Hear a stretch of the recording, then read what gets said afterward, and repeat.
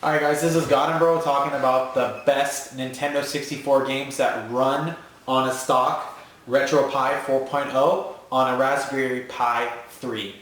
This is just a stock Raspberry Pi. These are my own games I personally own and have cartridges of. So make sure you guys are only putting on games you own and are making backups of for yourself. So the world is not enough. This plays okay. It's a little bit laggy, especially when there's a lot of enemies on the screen. It has a lot of slowdown, very much like 007. 1080 Sobering actually plays pretty well. Doesn't have any audio issues. Plays fine. Lamborghini plays actually decent. It's a little laggy when you have a lot of cars pile up, but it's very playable. Batman Return the Joker plays pretty well. Bomberman plays great, no issues. California Speed plays okay, not too many issues. Castlevania plays fine. Command & Conquer plays absolutely terrible. It should be only played on computer. It's an avoid. Cruis'n USA plays atrocious and should be avoided. Not good. Cruis'n World plays a little bit better, but still has audio issues that cut out. Diddy Kong Racing, if you play this in low res, actually plays really well. No issues whatsoever. Donkey Kong 64 plays great, no issues whatsoever. Doom 64 plays great, no issues whatsoever. Duke Nukem 64 plays great, no issues whatsoever. I actually haven't tried Earthworm Jim 3, so I don't know how this one plays, to be honest. Excitebike 64, a little bit laggy, but it plays alright. Grand Prix actually plays decent. 2 also plays decent. F-Zero X plays great. I don't have a box art for it. No lag, good audio. F1 Racing Champion plays pretty decent. Gauntlet Legend, I actually haven't tried this game on the Pi yet. GoldenEye 007 actually plays okay. It does get laggy at certain parts and gets a little choppy, but it's such a good game. It's something I can see people dealing with. You definitely want to overclock your Pi. It plays a lot better with an overclock setting. Hydro Thunder plays okay. It's a little bit laggy. Indiana Jones I haven't tested yet. This is actually really terrible. This game plays crappy. Jeremy McRae Supercross. It's not a fun game. It's really slow. I wouldn't recommend it. Jet Force Gemini, I haven't tried it yet, so I don't know. There's some games I haven't tried. Killer Instinct Gold plays laggy.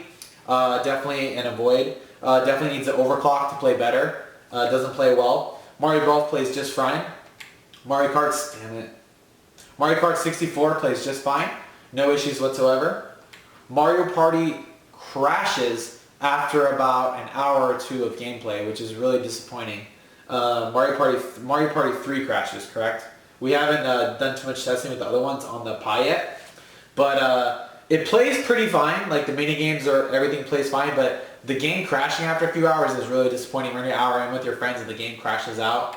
I haven't figured out why. Mega Man 64 plays terribly on this. Micro Machine 64 plays pretty well. Mission Impossible haven't tested it yet. Monopoly plays great, no issues. Mortal Kombat 4 plays a little bit laggy, a little bit of audio issues. Same thing with the Mortal Kombat Trilogy, plays a little bit laggy on the stock Pi. This game actually plays pretty well. Multi-Car Racing Champion plays pretty decent.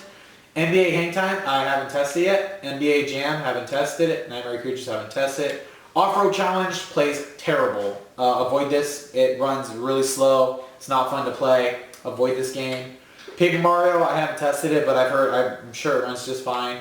Perfect Dark actually runs decent. Again, this is another game that probably benefits off of overclocking your Pi to play better. Pilotwing 64 plays pretty decent. No issues. Quake 2 plays great. No issues. Rampage Roll Tour plays pretty well, no issues. Road Rash 64, a little bit slow on the attack animations, but it plays okay. It's decent. You might get a little bit of slowdown if you're playing with multiplayer mode or multiple people on the track. You get a little bit of slowdown. Again, the same thing with San Francisco Rush. Any of the racing games, when you play two-player, you have like a lot of people on the track. You'll start to notice the hardware limitations of the device a little bit. South Park plays okay, even though I don't like the inverted controls, which you can change. South Park Rally is unplayable. It doesn't render the top part of the game. It only renders the track. It doesn't render anything else. I don't know if this is a ROM issue or what, but this is definitely an avoid.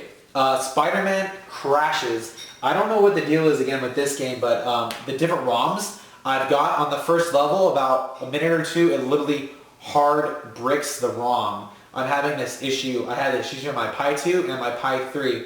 So it could be the ROM site I got it from. I've tried a few other sites that have, similar, I don't know if it's the same ROM or different ROM. I checked out the bin file. So whoever ripped this obviously didn't do a good job, but the game cartridge works fine. but this does not, so avoid this. Starcraft 64 plays pretty well, and it's actually a great game. Definitely get this.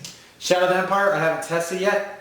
Star Wars Battle on the Naboo plays okay. Star Wars actually Racer runs pretty well. Even a 2-player is not terrible. It's playable. It's not, you expect it not to run well. Same with Rogue's Robin, it's very playable. It gets laggy in some cutscenes, but not too bad.